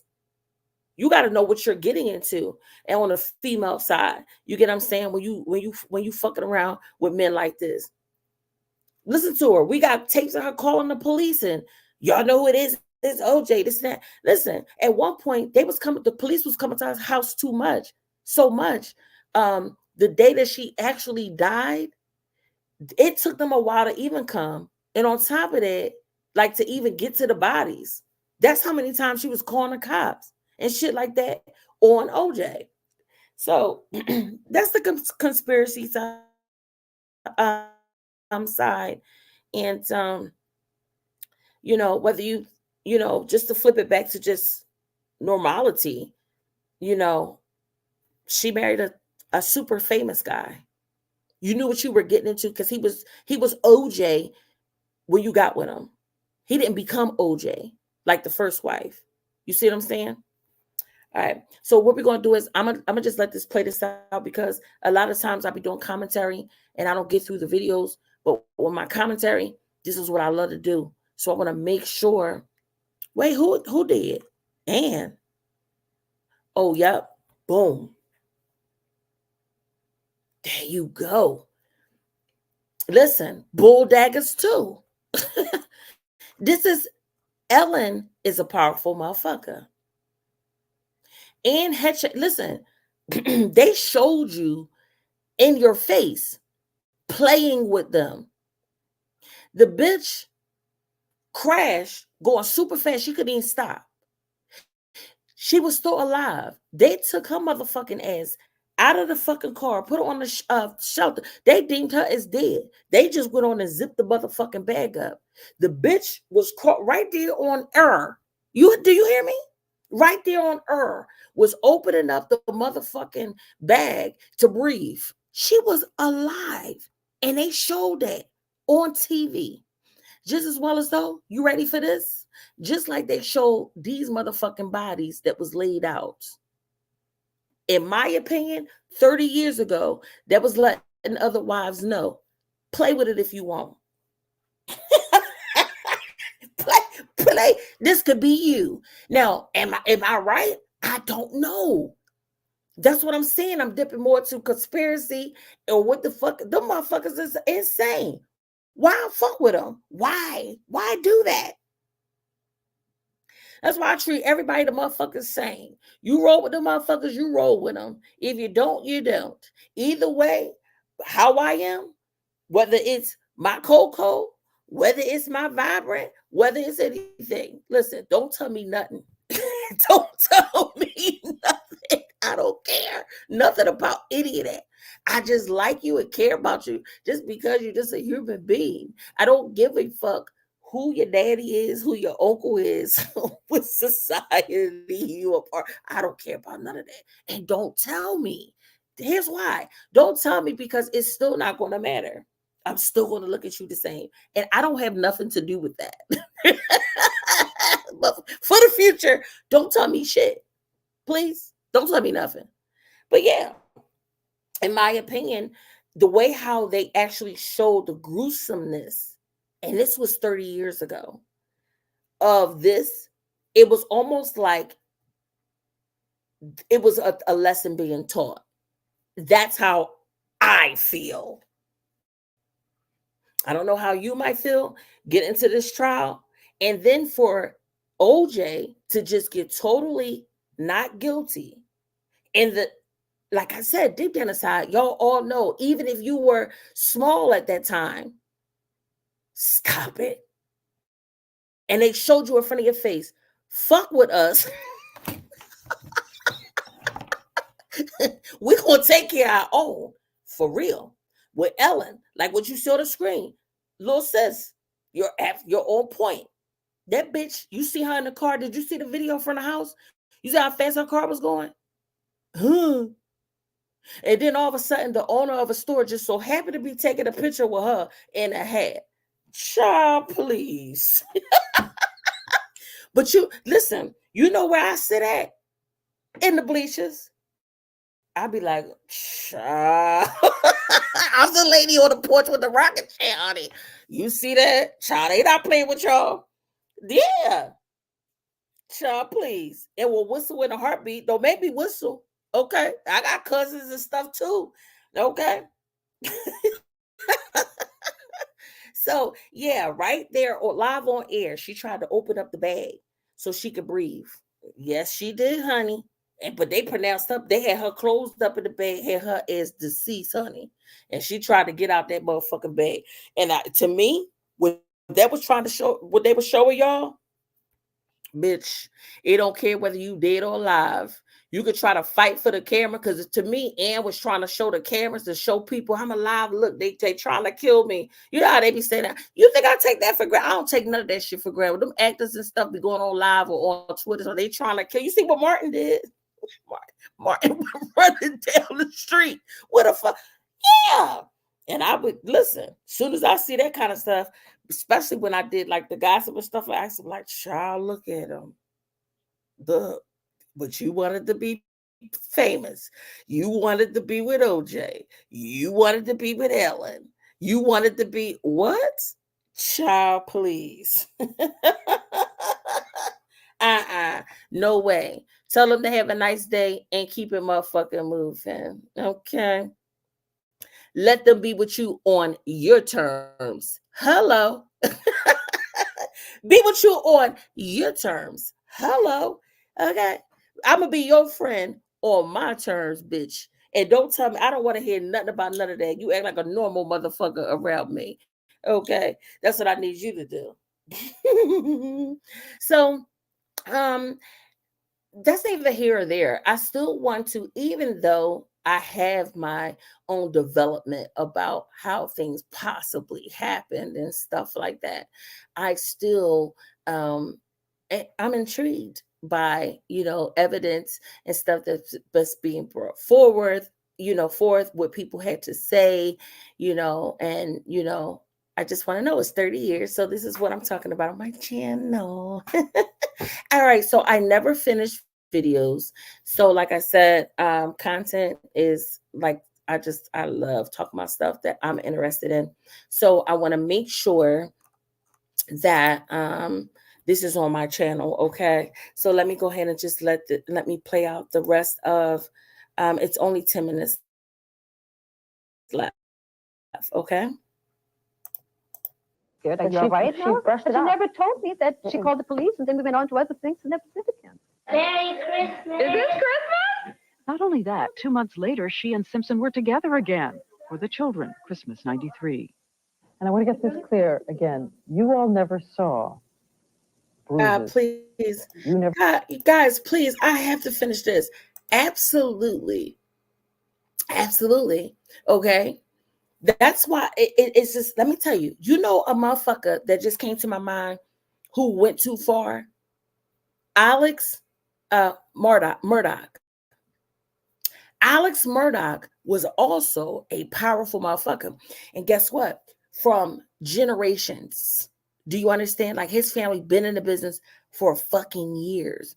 And they were running a particular section where they were from, which made them millionaires and the most powerful family, So what Alex Murdaugh, what he did was, okay, now from timelines, usually, when you're in some sort of royalty or something like that, because I still call that royalty, you still are supposed to hold on to what your great grandparents handle things and grandpa this and that. So one thing will always destroy you if you misuse power. So I think that by Alex Murdaugh, when it came his time to fucking reign, even though his father was around, he started just taking advantage of innocent people. So do I think that they made people disappear back then? Yes. Do I think that they just covered things up for trials and different things like that? Yes. Do I think that people disappear for fucking with their kids or doing shit they don't have no business doing? Yes. But see, what happened was Alex Murdaugh, he started getting on that drug, them narcotics and shit like that there. You know what I'm saying? Even if you're going to do your thing, once it control you, that's it. You get what I'm saying? But see, or Alex Murdaugh started knocking motherfuckers off left and right.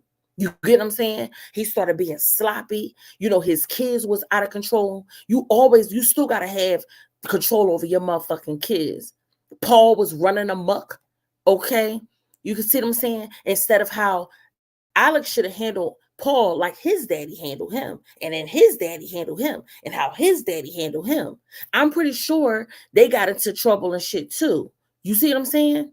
But instead, by Alex being fucked up too on that narcotic and all that bullshit, he started, you know what I mean? And they start getting a little sloppy. Mind you, the dad was still around to clean shit up, but the dad got sick. The dad got sick, so he couldn't move around like he used to. That's when Alex started getting fucked up.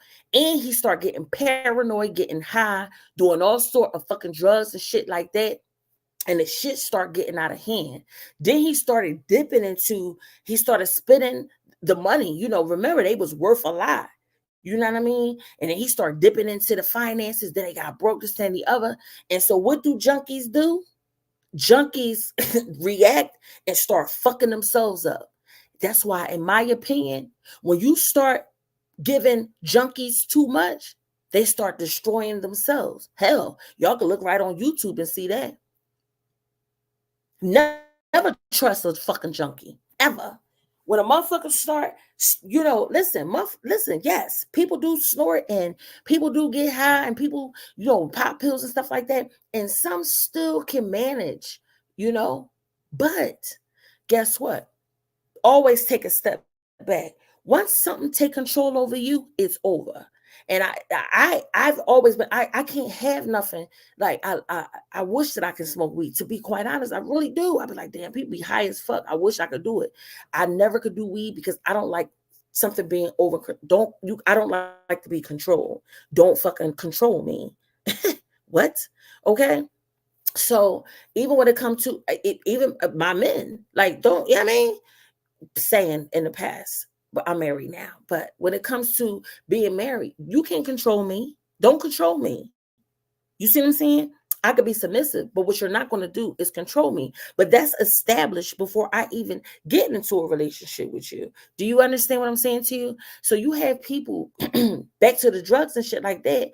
They'll start having drugs, and once you lose control, that's it. You're done. And you can easily tell when a person that is being controlled by something, you could tell. Yo, I be on this motherfucker playing around. Sometimes I be just playing music and shit like that. I be sipping my wine and shit like that.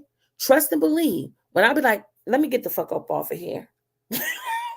I'm drunk now. Let me get off of here. Stay on here for what? I'm going to destroy myself if that happened. You want to know why? Because if I'm drunk and I'm losing control, I can't control what I say. I can't control what I do. And then look around again. What happens? I ruin myself. I can't allow that to happen. So let me click off and let me get off because you know what I mean? I'm getting too tipsy. I've never got falling down drunk anyway. I've never been falling down drunk ever because that's control. The liquor controls me. But I have gotten to the point where as though I got too tipsy. One time I got on here and I lost control. I lost control of my emotions. I lost control of my anger. And that losing control, it got me a visit from the FBI. Do you get what I'm saying? So it's never a good turnout when you lose control. So why lose control? And that's what ultimately destroys people. So I think that's what happened to Alex Murdaugh. He lost control, becoming a junkie. Okay. and got paranoid and needed fast money and all this other stuff. So he was trying to do things, and that's why do I think he's actually sorry for what he did and it haunts him? Absolutely, because it does. Once you get clean, because you ain't getting no drugs in jail, once you're clean and once you have a stable mind, you're like, damn, I wish I could do it over. But learn from when you lose control and something happens and it's a warning. Motherfuckers, instead of taking a warning and run with it, you only got see, listen, you only gotta do something to me one time. And I'm like, all right, cool. Learn my lesson one time and I'm good. But you have some people, they get warning after warning after warning after warning after warning, and they still do shit, which produces you ultimately destroying yourself. All right.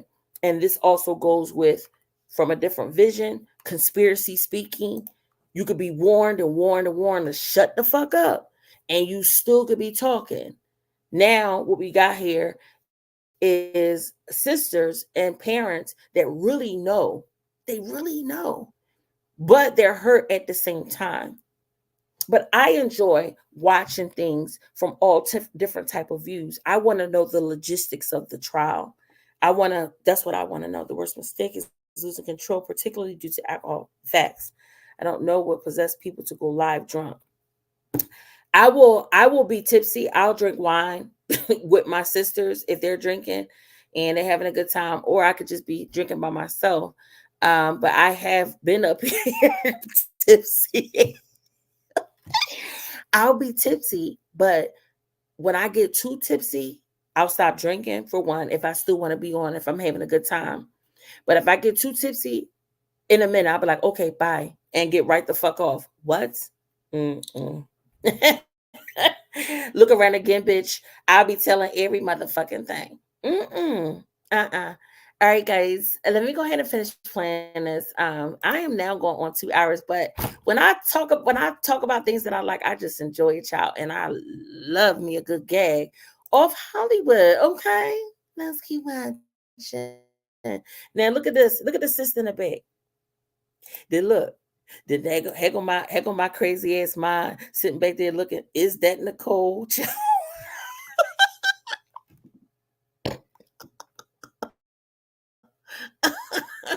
Bitch, is that Nicole, bitch? Okay.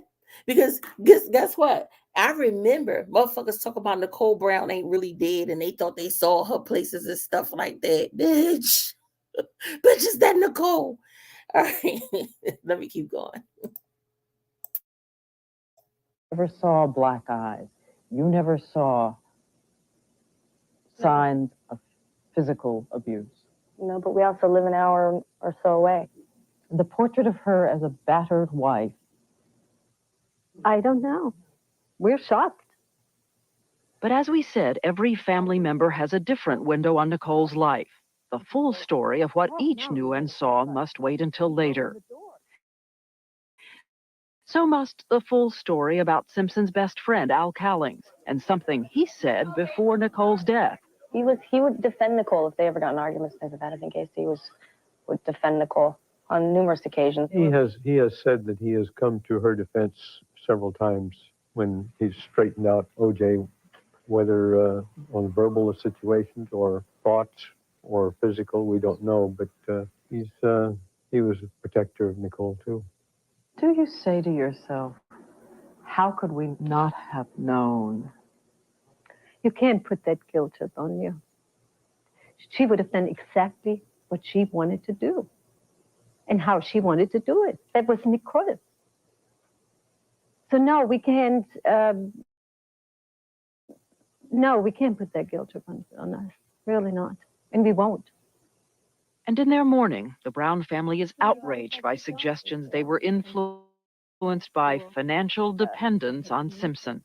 Because again, Mr. Brown, it's been reported everywhere that he got a dealership, a Hertz dealership for you, which was the support of the family. We wish. My tax returns won't show that was much of a support, I'm afraid. Lou Brown said it was a short-term retirement job which didn't make much money. And those family vacations, he says they always paid their own airfare and meals. Hi, guys. Did you know they were trying a final reconciliation? She was trying a final one. Yeah, they were trying. Oh, yeah. Were you all pulling for it? Either way, I thought it was nice for the children. Yeah, for the kids. Would she have been doing that if she had been a battered woman and threatened and terrified? You never know. Whatever the truth, whatever her private reason, try again. The divorced couple, along with friends and the Brown family, went to Mexico. It was Easter 1994. Hi, guys.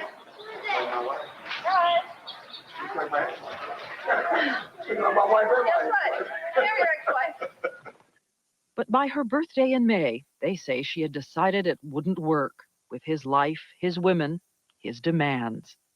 She said it's over. Very convincingly. Yes. Yeah. I said, this time, you're really nuts? You're really very sure? She says, yes, I'm really sure. It's your choice. That was about a week and a half, 2 weeks before. 2 weeks before her 8-year-old daughter Sydney's dance recital on June 12, 1994.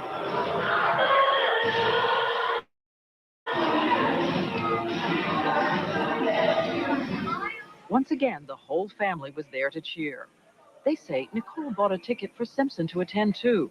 But by the time he arrived, the only seats left were behind the family. Afterwards, Nicole invited her parents and sisters to dinner at Mezzaluna. We all went to dinner afterwards. And was He he was not invited? invited. No. We walked to the car together, and I said, "You're not going, are you, OJ?" And he said, "No, I'm not going." He looked a little depressed, and he walked away. But I knew because he always wanted to be part of everything. But I think why she didn't invite him, now that's only a thought, is because he didn't come. Now that is the night of the murders. Do you hear me? Did y'all see that motherfucker? OJ was on go. You hear me? Look.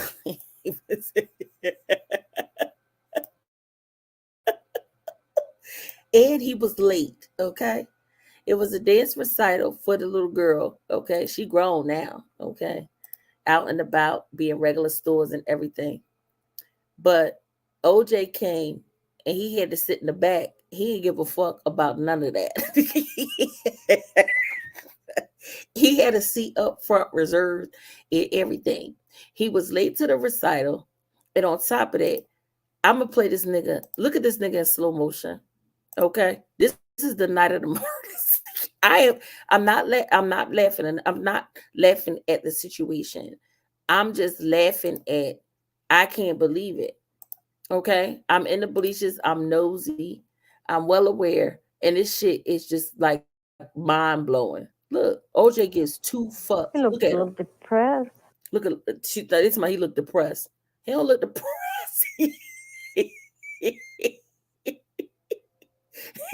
That nigga had on a white tee that he got from the gas station. You hear me? He got that for the gas station. Around this time, he worth almost was he 7? Is it 70 million? Stay woke.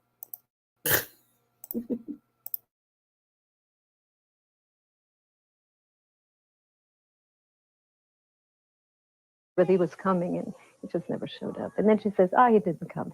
So was there palpable tension between the two of them that night? Not on her part. But they say she did note that Simpson wouldn't speak to her. She said to me, she says he won't say, he wouldn't even speak to her. She says, Yeah, he didn't say hello She to says me. he just doesn't say hello. He won't talk to me. She says, I don't understand. Why can't we say hello and still He didn't be say friends? shit to her at the recital. This is the night. Do you hear me? This is the night. She put those kids to bed, and then that young boy came over, and they didn't even make it back into the house. This is the night. He didn't say hello to her. He ain't say shit to her. And she told me, I don't understand. You don't understand after you called the 911 calls? I wish it was early in the day. We'll play them. You don't remember the 911 calls? You don't remember what you were saying to him on the phone when he was calling? You don't remember who you say you was going to tell and what you was going to talk about? You don't remember none of that. You just don't understand why he won't say hello. Come on, y'all. Let me just run through this because I want to keep it strictly trial. I just want to keep it, what mixed with a look. This is all conspiracy. This is just what I'm thinking. But that nigga had a white tee on in 1994. Remember, in my white tee, in my white tee. He stopped at the gas station and picked up that white tee. Okay, I'm sure none of this will be funny if you were the one who had to see the victim's deceased, or if you was present at the viewing. Roy, I wouldn't be there. You want to know why? Because I would be the person listen. If this, say for instance, I was involved in 1994, I would be the person you see in the background walking by. I would be the one eating ice cream in the background while they having conversations. I'm one of those in the background of the movie, honey. Yes. I wouldn't be in a situation where I would be anywhere near any of these people because I know what it gives. Do you understand that? My kids wouldn't even be able to afford to go to the schools that they go to. So you're right, I wouldn't be there. I can't afford to live in the neighborhood that they live in to see the bodies. So you're right. It wouldn't be funny. Because it wouldn't even be an opportunity to be able to experience this. This is a different league. I wouldn't be OJ wouldn't be anywhere near me. The homicide detectives, even they don't get, you including the detectives and the cops. Oh, you didn't know that they was a part. Come on now. The detectives aren't millionaires, but they definitely handpicked to work in certain motherfucking areas. You think the 911 call that was made, you think the person that answered them wasn't assigned to that certain line? Just like in the palace, honey, when you could, back in the day, in the 40s and 50s and stuff like that, before technologies was advanced, they had one certain operator that would answer the calls that was going to the palace.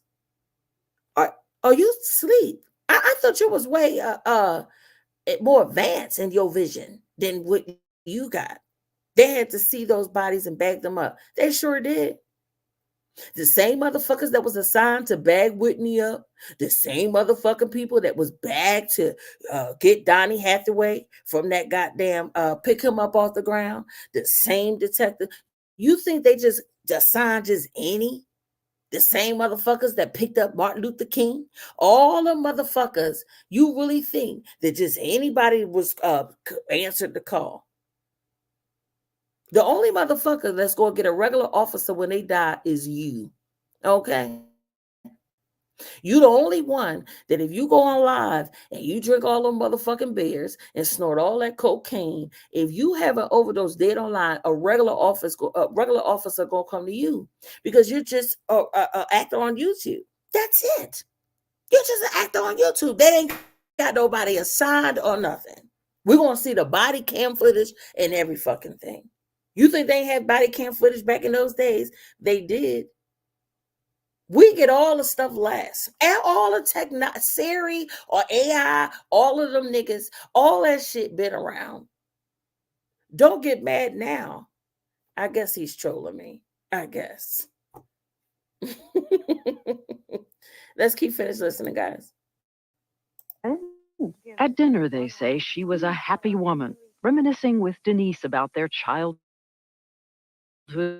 dancing, excited about her future as a single mom, taking the kids camping soon, and she said maybe she'd open her own cafe. But was she going to move away to be further away from him? No, she wanted to stay with him. She wanted to stay in the same area so the kids could see him, spend time with him. Justin is a daddy boy, and she knows that, or she knew it, and wanted him to be close by there. She was in great spirits. Oh, she was in such a good mood. Best we'd seen for and weeks. she looked the best. And we walked one way to the parking lot, and she walked off with her children. They were going to go get some ice cream. Very happy. It's the way I would want to remember her.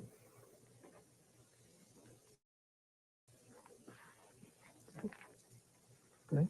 we always had a thing where when you drive home, when you get there, you call. Mm-hmm. And so I remember she got on the phone and said, Mm-hmm. we're home. We got here. And the Okay, I last love word, you. I Good love night. you. I love you. But you know, I think we're very lucky. Each one said, I love you. Not many people are that lucky. Those were our last words. Every telephone conversation would end with, I love I you. love you. Always. You left your glasses. I left my glasses. And I called. Telephone records show she placed the call to her daughter at 9:40 p.m. Judy Brown says Nicole told her a young man, a waiter named Ron, could bring the glasses over to her. They were, familiar with each other because she ate there. So you didn't know if there was romance or what there I don't was. think so. I asked Sydney, have you ever heard the name Ron? She said, no. And the world knows the rest. The bodies, the brutality, the bloodied glove. And inside, the young woman who loved candles so much as a young girl had them burning in the windows. Do you think OJ Simpson killed your daughter? We can't say. You're not guilty until you're proven guilty. Can you think of anyone else who was her enemy? Anyone? She didn't have any enemies. Anyone who could have done this? Anyone? Yeah, all of a sudden we heard it had to do with drugs. I mean, Drug come deal on. went wrong, right? A drug deal went wrong. So ridiculous. So sad. I just don't, it just really gets me to think that if she had fear, if she knew it was coming, and if she was afraid. Because that would just be your last minute of life, being afraid. The family that always showed up to cheer each other on was there again at the preliminary hearings, and they'll be there at the trial too. And have you thought through how you're going to feel with one verdict or the other? Have you? You don't want to think about it, because if he's innocent, then you think, oh my God, this. Okay, so you see this face right here? This is all you see at the preliminary. Like I said in the beginning of the show, that's what I'm watching now, the preliminary hearings. I'm going to go and I'm going to share on my wall the present preliminary hearing that I'm listening to now. I only have a few minutes left of it, and then I go into day 5. But pretty much the whole entire preliminary hearing, this face that you see is him rolling his eyes. He's completely bored during the whole preliminary hearing. I don't know how his face looks during the trial because I don't remember, as I was a child and I haven't gotten to that part yet, but he was completely bored. I wanted to stop this and I wanted you to listen to what the sister say. She said she knew it was coming. So if the sister is saying that she knew it was coming, then that means she knew it was coming because did she do something wrong? Did she do something or say something that was completely, something that she will get murdered for? Why would somebody that has no issues with nobody don't know that it's something is coming? Do you understand what I'm saying? So that's kind of like one point they're saying she had no enemies, right? They asked the mother, do you think OJ Simpson did it? She said, I cannot say. A person that strongly believes that a person didn't do something would say, no, I don't. I don't think he did it. But what the mother said was, I cannot say. And then after that, the sister then states that she knew it was coming. So you always had to read between the lines. That's why I like going step by step, and hear what everybody has to say during that time. So to be able to, dissect properly, everybody viewpoints, and even if you want to run with your own observations or thoughts, then that can help you as well. So I want you guys to listen to that part. I'm gonna let it rip after that. But she totally admitted. Let's go to the mother first. Diane asking the mother, do you think that he did it? She says she cannot answer that. And then the daughter stating that she knew it was coming. All right, let's take a listen again. I think OJ Simpson killed your daughter. We can't say you're not guilty until you're proven guilty. Can you think of anyone else who was her enemy? Anyone? She didn't have any enemies. Anyone who could have done this? Anyone? Yeah, all of a sudden we heard it had to do with drugs. I mean, come Drug deal on. went wrong, right? A drug deal went wrong. So ridiculous. So sad. I just don't. It just really gets me to think that if she had fear, if she knew it was coming, and if she was afraid, because that would just be your last minute of life, being afraid. The family that always showed up to cheer each other on was there again at the preliminary hearings, and they'll be there at the trial too. And have you thought through how you're going to feel with one verdict or the other? Have you? You don't want to think about it, because if he's innocent, then you think, oh my God, this poor man had to go through all this, and you feel so bad. And then on the other hand, if he's proven guilty, you think, Why? yeah. And there's hope. You don't want to believe. You have this certain part of you says it can be true. We have to think that the children have lost their mother. They're in danger of losing their father. It would be a pretty sad day for them if they did. So we're hoping against hope that he didn't. And we don't know. We have a justice system that's going to tell us.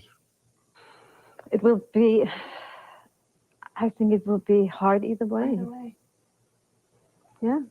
There will be more pain, I'm sure. All right. So as you can see, even the next video, it's way more to come. All right. Like I said, this is something that I'm focusing on as far as the content over here for the next few months. Being so this is the 30th anniversary, you're probably going to see more postings of big content creators doing something on it after they realize, hey, because I didn't realize till like at the last moment, I'm like, oh my God, this is the 30th year anniversary that this happened. So you're going to hear more people speaking about it. Also, I heard that OJ frequently visits Cameron, the rapper, in his podcast. And so he's on there, he's chilling or whatever. But you have people that's speaking about the strawberry letter. You have people that are doing commentary on trials that have taken place.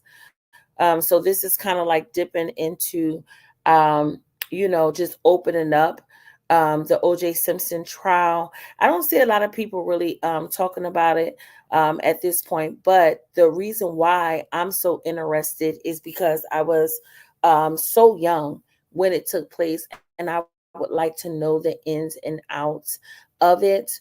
It's another trial that we're going to be dipping in after this. I don't plan on, I hope that I can demolish this within a month. The reason being because y'all know I run another channel, but I'm not sure if I'm gonna be ready to go back then, because like I said, this is the stuff that I enjoy speaking about. So it is another trial that I have in mind, but I'm not gonna mention it or whatever. So we're going to get into that. Okay. So join me tomorrow. I hate giving a time where I'm going to come, because then it never happens. I would like to come on tomorrow and dip into more of the Brown side of things, and their families and their loved ones and his friends and stuff that they had to say. I also want to get into the commentary on what OJ Simpson had to say about the book that he wrote. If he, what he would have done and things that he would said, and specifically that he would do. I want to get into that while watching the preliminary hearing. Okay. And then to So after I finish getting into like the interviews, and once I finish watching the preliminary hearings, so I can be able to do better commentary when the trial comes, when we dip into that, then we could dip into another one. But anyway, I hope you guys enjoyed. If you did not, I don't care. But if you have any questions or anything in regards to the case, I'm encouraging you all to, research it. It's a lot of things out here on YouTube, Google, that you can, look into it if you want to see how things turned out. Maybe you missed, because like I said, pretty much we're all in the same age group, so we were all small during this time. Okay, so you can either just enjoy the ride together as a unit, or you could be ahead of the game, so you could be able to help me. One day in the middle, I'll do a panel, and you guys can express how you feel, and we could present it as a healthy debate, not to argue or anything like that. You can share your output and how you think about it, and we could just act like it's 1994. Oh my God. We could act like it's 1994, 1995, all over again. However, we just so happen to be 30 years older. All right, guys. Anyways, I'll catch you guys tomorrow. All right. Peace and have a good night.